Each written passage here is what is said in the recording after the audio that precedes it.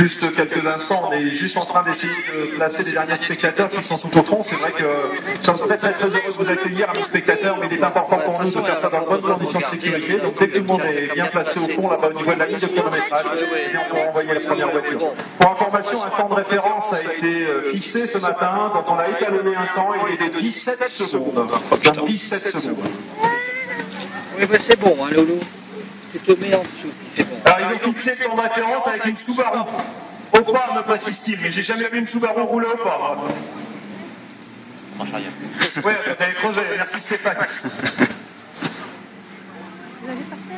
Alors on va partir relever du drapeau. Hein. Alors cette Roland Bilan 1909, hein, vous pouvez regarder, messieurs dames, c'est une voiture. Alors on a un éclairage à acétylène, si je ne m'abuse, et vous regardez, ce sont des roues charronnées, hein, messieurs dames, les roues sont en bois. Imaginez la qualité du travail pour fabriquer des roues comme ça.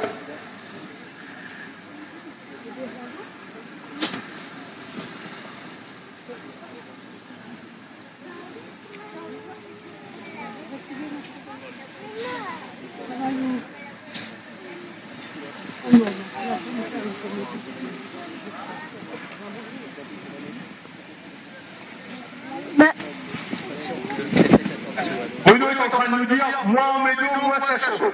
C'est vrai que le thermomètre a tellement plu, c'est ça? Pas du tout. J'ai dit que plus les automobiles étaient anciennes, plus elles étaient simples et moins d'ennuis on a au fonctionnement. C'est très facile à entretenir, c'est facile de reconstituer des pièces. Plus elles sont anciennes, plus c'est simple. Ouais, messieurs dames, ça se discute. Retenez bien ça, plus elles sont anciennes, plus c'est facile. Moins il y a de pièces, moins ça tombe en panne.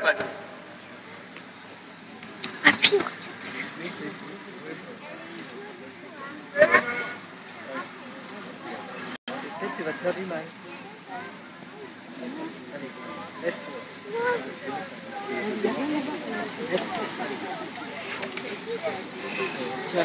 Alors je tiens à préciser que le pick-up 403 n'est pas du tout d'avant-guerre. Hein.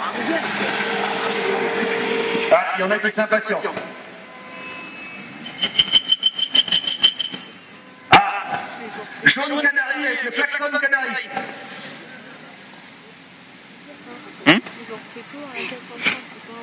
Oui, bah, la mienne. Bruno, jaune, c'est parce que c'est une voiture de l'écurie nationale belge. Non, elle a été peinte en jaune en 1964 par Henri Mallard. Alors elle a été peinte en jaune, bravo pour Henri Mallard.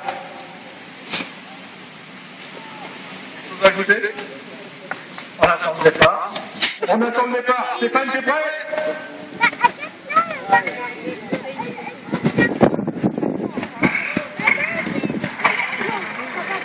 C'est parti, première voiture, ça mérite des applaudissements, messieurs dames.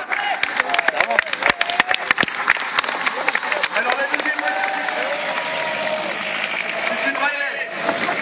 C'est une voiture anglaise, numéro 14, qui est conduite par Franck. C'est une Riley 12.4, moteur 1500. Et alors là, vous avez le droit à une boîte présélective. Boîte présélective, c'est l'ancêtre des boîtes DSG qu'on a aujourd'hui.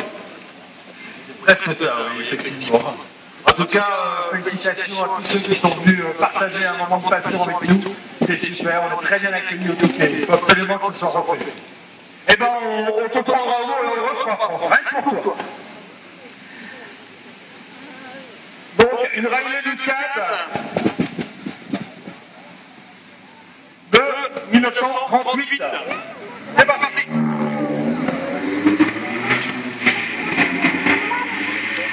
Ah, les Riley se suivent. Ils se ressemblent un petit peu d'ailleurs. Il y en a que deux. Hein. Donc cette fois-ci, c'est Laurent. Laurent qui vous sur sa voiture.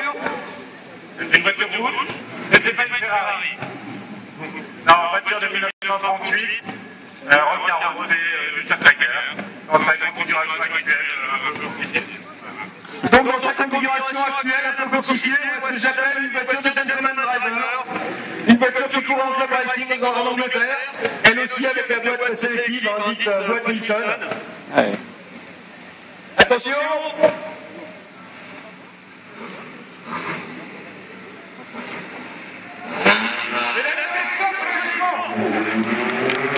Applaudissements, mesdames et messieurs.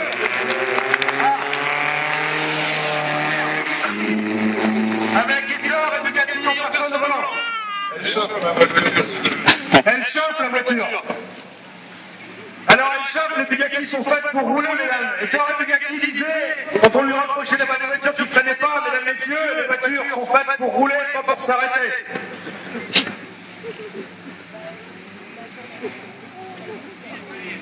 Donc une Bugatti 35A, Wow. ce qu'on appelle la Bugatti Tecla, qui est une Bugatti en fait qu'on pourrait appeler aujourd'hui une compétition client. C'est des voitures, c'est des usines Bugatti qui mettaient ce genre de voiture à disposition des gens. Et voilà, c'est parti.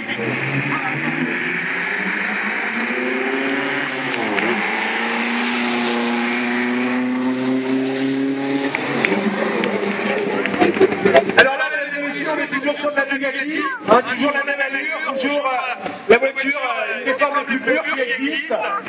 Une Bugatti 37. La différence avec celle que vous avez auparavant, c'est qu'auparavant vous aviez 8 cylindres, là vous avez 4 cylindres. Et l'avantage de la 4 cylindres, c'était que cette voiture-là est particulièrement agile. Donc Bugatti 37.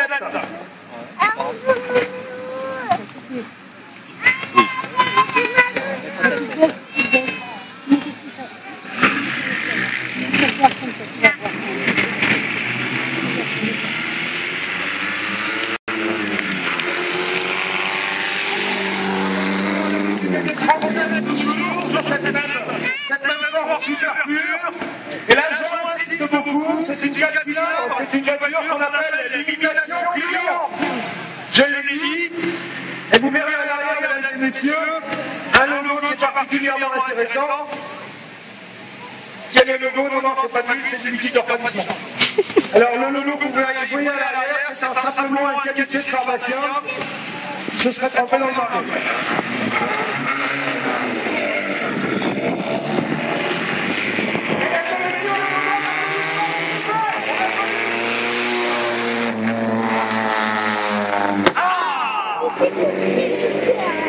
Là, on est dans le show. On est dans la Bentley. Alors, vous voyez ce que je vous disais tout à l'heure, mesdames et messieurs, Bentley était le grand rival de Bugatti, notamment au Mans. Et comparer une Bentley à une Bugatti, ça reviendrait, ce que je vous disais tout à l'heure, à comparer une Formule 1, tout simplement à une voiture d'endurance, à une voiture de type Le Mans. Là, on est dans une Bentley, ce qu'on appelle la série WO, c'est-à-dire les Bentley qui étaient fabriquées à l'usine de Cliftonwood, du temps où Walter Owen Bentley possédait encore sa marque.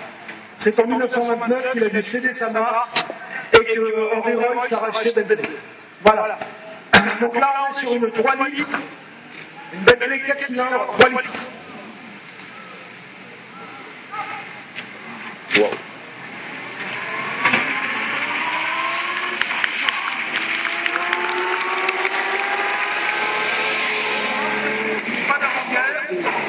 On en a 2 aujourd'hui, 3 pardon.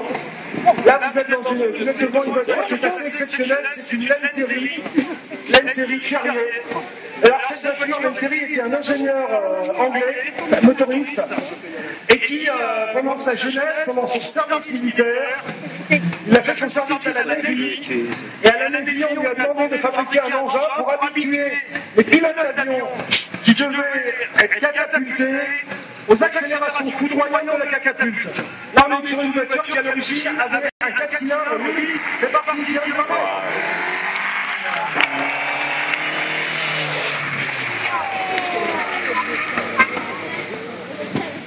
Ah, regarde. Mesdames et messieurs, merci de remonter sur la bande de trottoir, s'il vous plaît.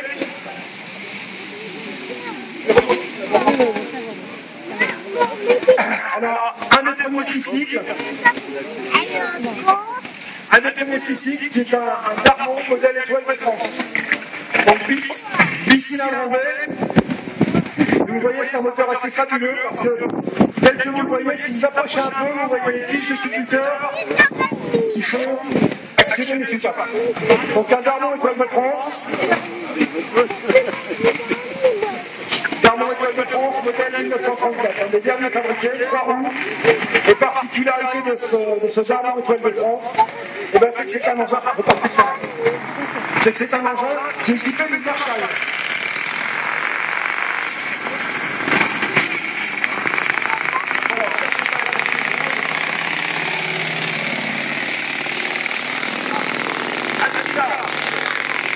Avec ça, motoristes créés par Émile Dakar et Joseph Lamy. Et là, vous êtes typiquement, messieurs dames, je vous expliquais tout à l'heure ce que c'était qu'un cycle-car. Et ben voilà. Moins de 350 kg, 160 cubes, pas de frein sur les roues avant, pas de pompe à huile, un dressage par barbotage, pas de pompe en haut, un thermosiphon, c'est l'eau chaude qui remonte dans le radiateur toute seule. Là, vous êtes sur la mid-car, c'est-à-dire le petit tube du cycle-car et une des premières réalisations d'un mid-car. Vous remarquez toujours que les voitures ont une pointe à l'arrière, cette pointe s'appelle la pointe Pinot du carrossier qu'il est faisé. Donc une mid-car 1921.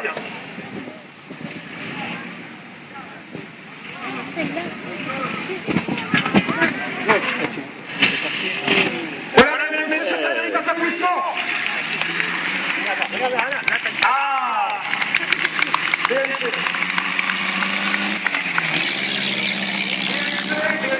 Pour Roland Meyer et compagnie. Donc il y a quelques jours, il travaillait plutôt vers la fin du cycle-car, 1934.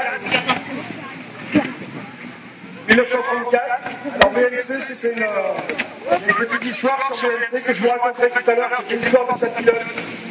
BMC, c'est la marque sur laquelle courait Violette Maurice. Violette Maurice, c'était une concurrente, une dame qui était un peu particulière, puisqu'elle faisait marcher ses mécanos avec une cravache. Elle tapait sur ses mécanos si la manière ne marchait pas.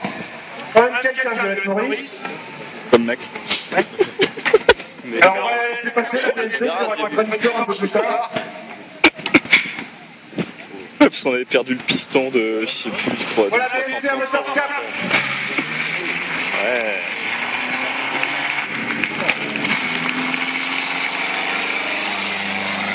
Encore ici, cette fois-ci 35.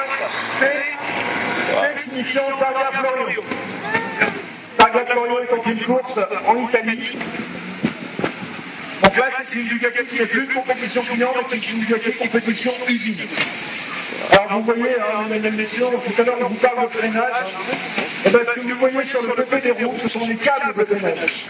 C'est pas des liquides, c'est pas des disques, c'est des tambours. Et ces tambours, en fait, et ben ils sont tirés par des câbles. Voilà. Donc là, il nous fait le plaisir de nous présenter une Bugatti 35T, la numéro 21. Wow. Voilà, vous entendez, voilà, c'est parti.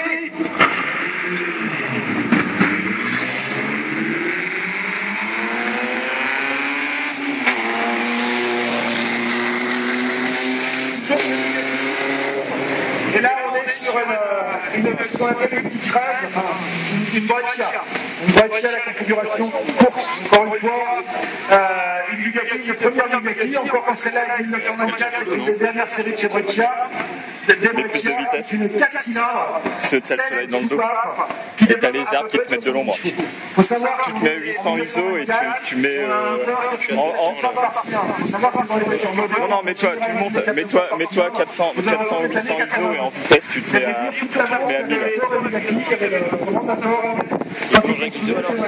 Donc là, vous êtes sur une Bugatti Breccia. Je regarde le premier passage, puis je te fais. Une des autos qui roule, qui circule très régulièrement, qu'on voit un peu partout, qui roule en circuit, qui roule en rallye. Tout ce que vous avez, toutes les voitures que vous avez là sont présentées par des gens qui ne laissent pas leur voiture individuelle et des gens qui les font rouler. Ça, c'est très important, vous allez.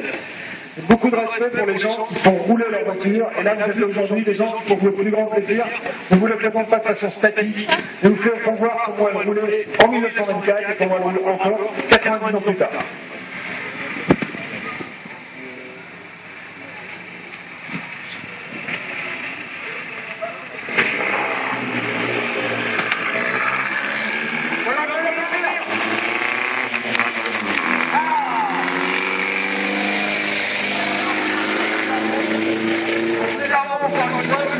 Tout à l'heure, ce sont des 6 cars, c'est-à-dire moins de 350 kg. Alors, les gardons ont 3 roues, et les gardons étaient en fait des Morgan. Vous connaissez certainement les automobiles Morgan. Morgan, aujourd'hui, c'est toujours fabriqué. Et bien, l'origine de Morgan, c'était ça, puisque Gardon était l'ingénieur français qui avait repris la licence Morgan pour les fabriquer en France. Voilà. Donc là, vous Vous avez la casquette qui va bien, qui est en train de s'installer.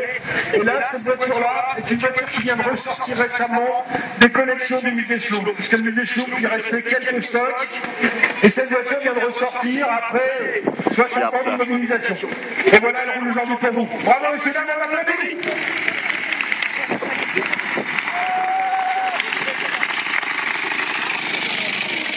Dans l'avant-verre et là on fait dans la voiture un peu plus drôle, un peu moins rapide, un peu plus populaire, un peu plus proche de nous.